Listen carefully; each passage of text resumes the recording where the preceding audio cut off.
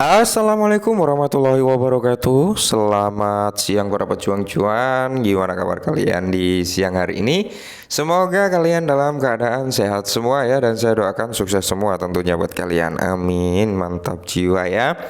Dan tetap secangkir kopi ya kan kawan, harus selalu ada buat menemani kesempatan di siang hari ini untuk melihat rekondisi daripada keadaan cryptocurrency, yang dimana kalau kita lihat teman-teman, the global crypto market cap-nya mengalami penurunan 1,30%. Dia sudah di bawah level 1,6 ya teman-teman. Saat ini berada di area 1,55 triliun dolar. Bitcoin dominan juga mengalami penurunan teman-teman, yang tertingginya di 53%. Kali ini berada di area 51,9%. Fear and Greed-nya juga sama mengalami penurunan teman-teman ya. Kemarin malam itu berada di area 74, kali ini turun kembali 1 poin berada di area 73. Kalau kita lihat kinerja daripada Bitcoin sendiri, harga terendahnya sudah menyentuh di level 40.800 something teman-teman ya kali ini. Nah, udah ke 40.000 kembali ya.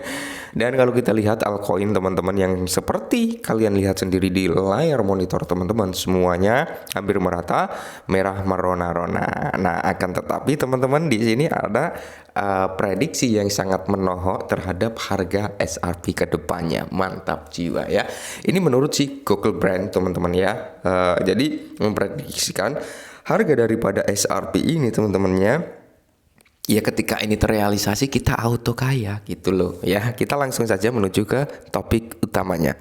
Nah, jadi Google Brand memprediksikan harga SRP setelah Bitcoin dibelah dua, maksudnya halving teman-teman ya. Jadi Google Brand ini memprediksikan harga SRP setelah Bitcoin ini halving gitu teman-teman. Nah, oke.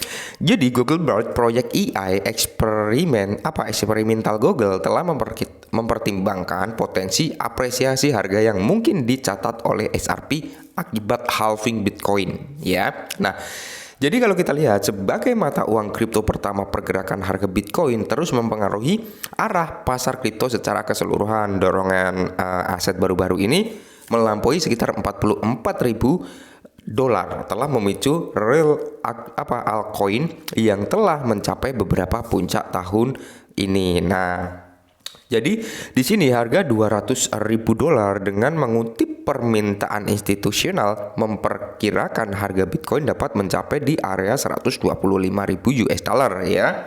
Setelah halving teman-teman, setelah halving nih. Nah, dari Hashblock, pemimpin peneliti di Uphold, menegaskan halving harga SRP jika Bitcoin mencapai di area 100.000 dolar atau sampai di area 250.000 dolar ya pasca halving. Menurut Google Brand, ya sulit untuk memprediksikan kemana arah harga SRP setelah halving Bitcoin berikutnya. Namun berdasarkan tren historis dan kondisi pasar saat ini, chatbot menyajikan beberapa kemungkinan skenario sebesar 66 saat ini ya. Sebesar harga saat ini kan di area 0,66 ya. Nah, dalam proyeksi yang lebih bullish, Brand menekankan bahwa SRP dapat melonjak hingga 46,5 dolar jika Bitcoin mencapai target harga dengan 200.000 dolar. Nah, rally seperti itu akan menandai peningkatan 6.945% dari penilaian SRP saat ini. Nah, jadi faktor dibalik potensi lonjakan XRP. Nah, Google Brand menyoroti beberapa faktor yang mempengaruhi proyeksi ini.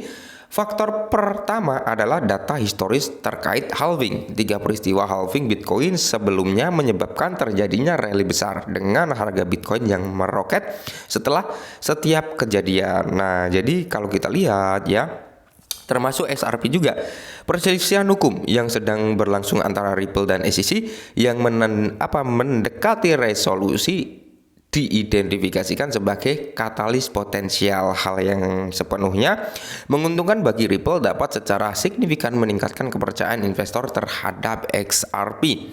Saat menyajikan skenario potensial ini, Google Brand menekankan pada pertimbangan faktor-faktor lain yang mempengaruhi. Menurut Brand, sentimen positif terhadap mata uang kripto secara umum dapat memperkuat dampak positif dari halving Bitcoin terhadap SRP. Nah, Jadi, pemimpin XRP yang berkelanjutan. Namun Google Brand menekankan bahwa proyek ini bisa gagal terwujud dan menganjurkan kehati-hatian dan mendesak investor untuk mempertimbangkan konteks pasar yang lebih luas dan ketidakpastian yang ada sebelum mengambil keputusan investasi apapun. Benar, kalau ini saya setuju 100% teman-teman dengan statement Google Brand yang terakhir ini ya.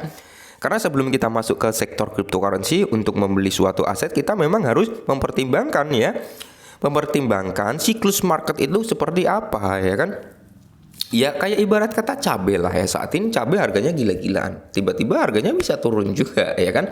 Nah ini ya cryptocurrency seperti itu, kadang dia mendapatkan momentum harga murah, kadang dia mendapatkan momentum harga tertinggi gitu teman-teman, jadi naik turun. Nah jadi apakah prediksi dari Google Brand ini untuk harga XRP ini bisa mencapai ke level $46.000 ini bisa terrealisasi? Ya tidak menutup kemungkinan bisa terrealisasi, bahkan bisa lebih teman-teman ya.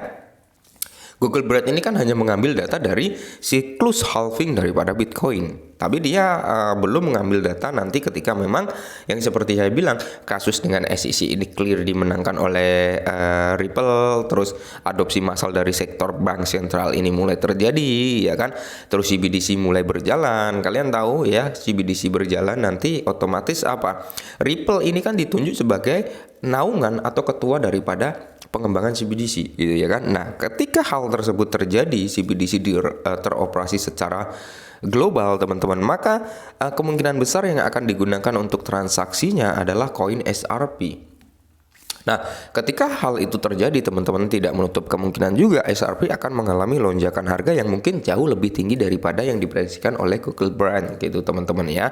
Tapi ingat, ini untuk long term. Kalau Google Brand ini kan mengambil data historis setelah halving, tapi menggambarkan dengan harga Bitcoin juga gitu. Memang harga Bitcoin ini juga berpengaruh juga terhadap kinerja altcoin termasuk XRP gitu teman-teman ya.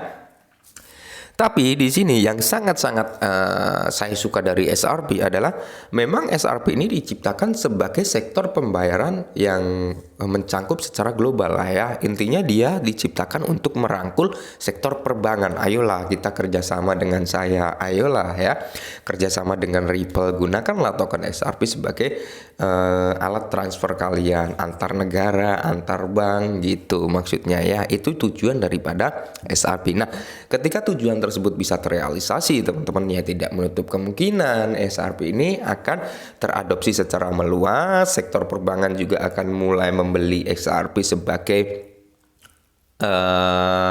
biaya ya, sebagai alat transfernya gitu teman-teman. Nah ini akan membawa presentasi nilai yang positif. Nah rencananya untuk saat ini teman-teman ya kalau nggak salah nih antara Ripple dengan sistem Swift teman-teman ingin mencoba berkolaborasi dulu lah ya gitu ya. Siapa tahu menemukan win-win solution. Ripple tanpa harus mematikan Swift ya, Swift juga harus bisa menerima keadaan blockchain-nya gitu. Mantap jiwa ya. Oke mungkin ini dulu teman-teman, tetap Gior disclaimer karena segala sesuatu bisa terjadi dan salam cuan.